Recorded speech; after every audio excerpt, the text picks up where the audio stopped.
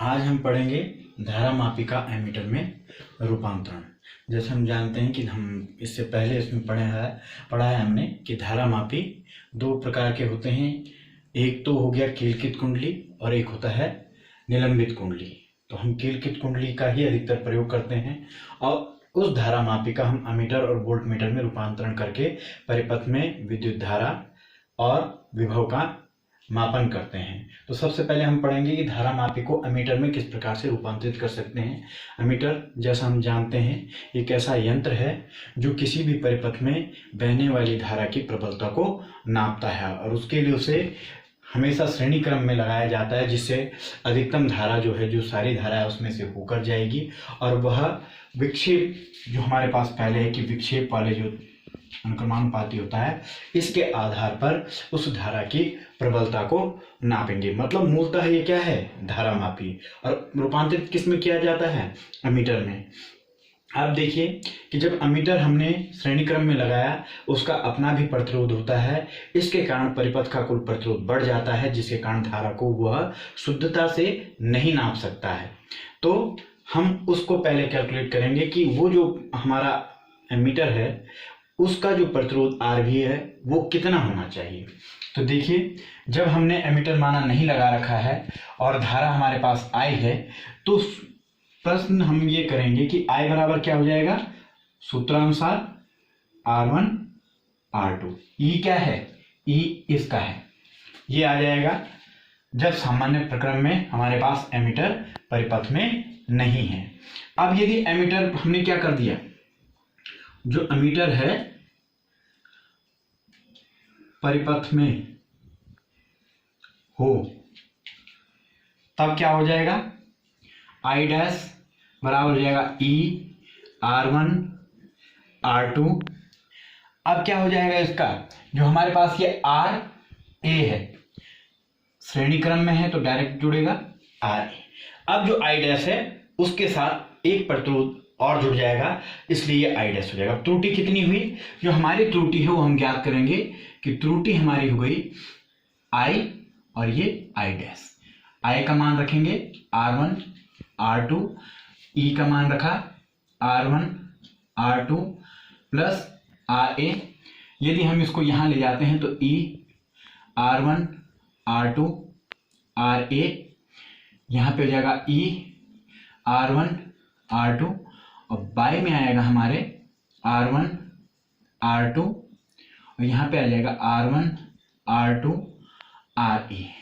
देखिए ई R1 यहाँ भी है, यहाँ भी है, कैंसिल हो जाएगा। ई R2 यहाँ भी है, माइनस में ई R2 यहाँ भी है, तो हमारे पास सिर्फ क्या बचेगा, E into RA upon R1 plus R2, नीचे आ जाएगा R1 R2 RA।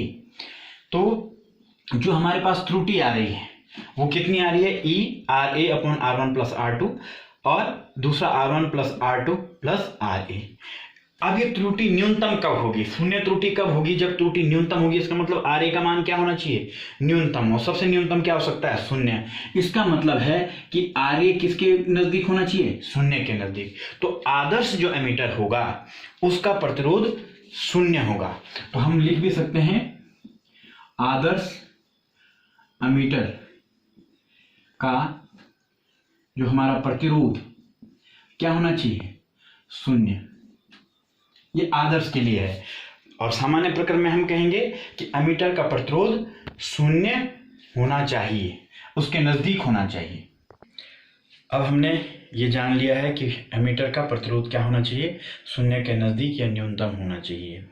लेकिन वो न्यूनतम कैसे होगा, जैसे हम जानते हैं कि जब दो प्रतिरोधों को श्रेणी क्रम में जोड़ते हैं तो प्रतिरोध बढ़ता है और जब हम उसे समांतर क्रम में जोड़ते हैं तो प्रतिरोध घटता है। तो प्रतिरोध कम करने के लिए हम जो धारामापी है उसके समांतर क्रम में एक दूसरा प्रतिरोध छोटे उसका परिमाण का S लगा देते हैं, जिससे अधिकतम धारा इसमें से होकर गुजर जाती है और इसके कारण जो धारामापी है उसका परास बढ़ जाता है। और यदि हम चाहें तो जितना ये कम होगा धारा उससे अधिक बहेगी। धारा सुग्राह्यता जरूर कम हो जाती है, लेकिन धारा का जो मापने का परास है वो बढ़ जाता है। माना धारा यहाँ से आई गई, ये दो भागों में विभाजित हो जाएगी किरचॉफ के नियम से। आई जी यदि इधर जा रहा है तो नीचे वाला आई माइनस आई जी हो जाएगा। तो इस आधार पर देखिए, इधर का विभव और इधर का विभव दोनों क्या होंगे, समान होंगे, क्योंकि दोनों एक ही तरह के दो बिंदुओं के बीच में है। तो हम उसको लिख सकते हैं, जब विभव समान है तो आई जी इंटू जी बराबर आई minus I G into S. इसको हम वो कर सकते हैं, ये हो गया हमारा समीकरण 1। अब आई जी जी यहाँ पे आ जाएगा आई इंटू एस, और यहाँ पे आई जी इंटू एस। इसको यदि इधर ले जाते हैं हम तो आई जी एस, और यहाँ हो गया आई इंटू एस। तो हम यदि आई जी बाहर निकाल दें तो यहाँ हो जाएगा जी प्लस एस, यहाँ हो जाएगा आई बराबर एस। तो यदि लिखें आई जी इजिकल टू हो जाएगा एस अपॉन जी प्लस एस प्लस जी आई। इसका मतलब है कि धारा मापी में से सिर्फ एस अपॉन जी प्लस एस या एस प्लस जी इतनी ही मात्रा पूरी धारा की जा पाती है। यह हमारा हो गया समीकरण 2। अब यदि हम चाहें कि अब इतनी धारा जा पाती, तो इस धारा जाने के लिए प्रतिरोध का मान कितना होना चाहिए, तो शंट एस प्रतिरोध है, इसे शंट भी कहा जाता है। तो एस बराबर समीकरण 1 से जो हम निकालेंगे वो क्या हो जाएगा हमारे पास, I G upon I minus I G into G. मतलब शंट का प्रतिरोध इतना होना चाहिए, किसके लिए, इतने होने के लिए, इतनी धारा हमारी धारा मापी पे जाने के लिए। अब इसे हम इस तरह से समझ सकते हैं कि माना हमारे पास जो गैल्वेनोमीटर है उसमें अधिकतम जो विक्षेप है, आई जी क्या होगा, अधिकतम विक्षेप है, वो माना 1 एम्पियर का होता है। कितने का, 1 एम्पियर का, ठीक है। और हमें जो धारा मापी चाहिए वो 10 एम्पियर का चाहिए। तो इसका मतलब आई कितना होगा, 10 एम्पियर। तो इसके लिए शंट का प्रतिरोध कितना होना चाहिए, तो हम लिखेंगे जैसे एस 1, यहाँ पे आ जाएगा 10 माइनस 1, और यहाँ पे आ जाएगा जी। तो एस कितना हो जाएगा, एस 1/9 जी। इसका मतलब है कि जो हमारा शंट का प्रतिरोध है वो धारा मापी के प्रतिरोध या गैल्वेनोमीटर के प्रतिरोध से 1/9 गुना, मतलब इतना कम होना चाहिए, तब जाके हमें जो हमारा एमीटर मिलेगा वो 10 एम्पियर की परास का मिलेगा। अब हम जानेंगे कि धारा मापी को वोल्टमीटर में किस प्रकार से रूपांतरित किया जा सकता है। वोल्टमीटर की आवश्यकता क्या है। वोल्टमीटर क्या है, एक यंत्र है जो कि परिपथ में दिए गए दो बिंदुओं के मध्य वैद्युत विभवांतर ज्ञात करता है, और इसके लिए उसे हम क्या करते हैं, समांतर क्रम में रखते हैं। जिससे देखिए ये दो बिंदु समांतर क्रम में रखेंगे तो हम पहले से जानते हैं कि दोनों बिंदुओं के मध्य जो यहाँ का और इसका दोनों का विभव क्या होगा, समान होगा। और इस आधार पे है, ये क्या है, मूलतः धारा मापी है, और इसमें हम क्या करेंगे, वही है कि विभव समान होगा। तो जो हमारा जो फ्लैक्स वो आएगा, विक्षेप आएगा, वो आई के अनुक्रमानुपाती होता है। हमें पता है कि आई के साथ क्या होता है, आर कांस्टेंट ही रहता है। तो मतलब इसका क्या होगा, ये वी के अनुक्रमानुपाती। इस आधार पर हम इससे विभव को क्या करते हैं, नापते हैं। यहाँ पे भी वही स्थिति पैदा होती है, क्योंकि इसका अपना विभव आर भी होता है, जिसके कारण इन दोनों का जो सम्मिलित विभव है वो परिवर्तित हो जाता है, और उसके कारण हमारा जो विभव नापने में भी क्या आती है, त्रुटि आती है। अब जब हमने माना वोल्टमीटर नहीं रखा है तो तब विभव जो आएगा वो क्या होगा, और जब वोल्टमीटर रखेंगे तब क्या होगा। तो जब विभव मापी का प्रयोग नहीं कर रखा है, या वोल्टमीटर का सॉरी विभव मापी नहीं, वोल्टमीटर का प्रयोग नहीं कर रखा है, तो आई बराबर क्या हो जाएगा, ई ये है, और जो उसका प्रतिरोध कुल है ये। और इसीलिए उन दो बिंदुओं ए व बी के मध्य देखिए क्या आ जाएगा, v बराबर कितना आ जाएगा, आई आर, और यहाँ पे आएगा 2। क्यों, इन दो बिंदुओं के बीच में चाहिए हमें v।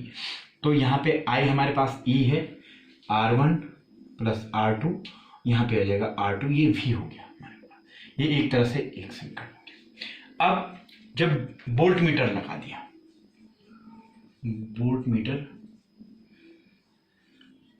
लगाने के पश्चात अब क्या हो जाएगा, धारा का मान बदल जाएगा। तो वहां का आई डैश क्या हो जाएगा, जो आई डैश अब आ रहा है वो हो जाएगा ई तो वही रहेगा R1 और यहाँ पे आ जाएगा R2 डैश। R2 डैश क्या है, तो देखिए यहाँ पे लिखते हैं 1/R2 प्लस 1/RV और ये हो जाएगा R2 डैश, क्योंकि ये क्या है, समांतर क्रम में है। तो इस तरीके से हम क्या निकालेंगे, उसका कुल प्रतिरोध निकालेंगे। तो R2 डैश यहाँ से हम ज्ञात कर सकते हैं। तो यहीं पे विभव भी बदल जाएगा। तो V इक्वल टू क्या हो जाएगा, आई डैश R2 डैश, और इसी का यदि हम मान रखें, आई का मान हमारे पास E R1 R2 और यहाँ पे आ जाएगा R2 डैश। ये हो गया समीकरण 2। अब जो त्रुटि हुई है, हमारी जो त्रुटि है वो त्रुटि क्या होगी, V माइनस V डैश। यदि हम वैल्यू रखें तो वही है E R2 upon R1 plus R2 minus E R2 dash, यहाँ पे आ जाएगा R1 प्लस R2 डैश। इस वैल्यू को हम यहाँ और इसका जो गुणा करेंगे यहाँ, वही लासापा वाली विधि E R2 R1 plus R2 dash minus E R2 dash, यहाँ R1 प्लस R2 और नीचे जो आ जाएगा हमारे पास R1 प्लस R2, यहाँ पे आ जाएगा R1 प्लस R2 डैश। देखिए R2 R1 यहाँ पे ये आया है, ये R2 डैश हो गया। तो देखिए R2 डैश वाला तो खत्म हो जाएगा और R2 R1 और R2 डैश R1 ये बच जाएगा। तो इसको हम लिख सकते हैं E R1 R2 minus R2 dash upon वही चीजें हमारी आएंगी R1 plus R2 R1 plus R2 dash. ये हमारी वो त्रुटि आ गई। इसे आप डेल भी लिख सकते हैं, ये हमारी त्रुटि है। अब त्रुटि न्यूनतम कब होगी, ये वाली जो त्रुटि है वो न्यूनतम कब होगी, मतलब ये जो अंतर है ये शून्य कब आएगा, जब ये वाली चीज शून्य होगी। यदि हम त्रुटि न्यून हो, कब होगी, R2 माइनस R2 डैश शून्य, मतलब यह है R2 और R2 डैश बराबर होनी चाहिए। इसका मतलब है इनको यदि व्युत्क्रम में रखें R2 डैश, और इसका मतलब है 1/R2 और ये कितना है हमारा वहां पहले से ही 1/R2 1/RV। अब ये दोनों बराबर कब होंगे, जब ये वाला शून्य होगा। अतः हम कह सकते हैं 1/RV क्या होना चाहिए, शून्य, और तो RV कितना हो जाएगा, नेचुरल है कि अनंत हो जाएगा। मतलब यह है कि आदर्श वोल्टमीटर का जो प्रतिरोध होगा वो अनंत होगा। आदर्श वोल्टमीटर का प्रतिरोध अनंत होगा। अब हम देखिए, हमने कहा कि हमारा जो वोल्टमीटर है उसका प्रतिरोध अनंत होगा। अनंत सामान्य आदर्श वोल्टमीटर के लिए, सामान्यता की घटना के लिए हम क्या करेंगे, जो RV है वो उस R2 से, जिस R2 की जिसके वो विभव निकाल रहा है उससे अधिक होना चाहिए और बहुत अधिक होना चाहिए। उसके लिए हम क्या करते हैं कि जो धारामापी है, अब धारामापी को वोल्टमीटर में परिवर्तित कर रहे हैं, तो धारामापी के श्रेणी क्रम में एक बड़ा प्रतिरोध लगा देते हैं, क्योंकि हमें पता है कि जब प्रतिरोध श्रेणी क्रम में होते तो प्रतिरोध का मान बढ़ जाता है और समांतर क्रम में हो तो घट जाता है। तो यहाँ पे हम उसे श्रेणी क्रम में बड़ा प्रतिरोध लगा देते हैं, जिससे कि पूरे जो हमारे पास ये पूरा वो बनेगा, इसका विभव क्या हो जाएगा, प्रतिरोध क्या हो जाएगा, बढ़ जाएगा। तो उसके लिए सामान्यतः हम किसका प्रयोग करते हैं, धारामापी, हमारा कीलकित कुंडली धारामापी का प्रयोग करते हैं। तो यहाँ पे जो V आएगा वो कितना आएगा, देखिए IG, और ये G धारामापी का है और R प्रतिरोध जो हमने उसके साथ लगाया है। इस आधार पे यदि हम निकालें VIG, यहाँ G प्लस R, और R यदि निकालना है तो V/IG माइनस G।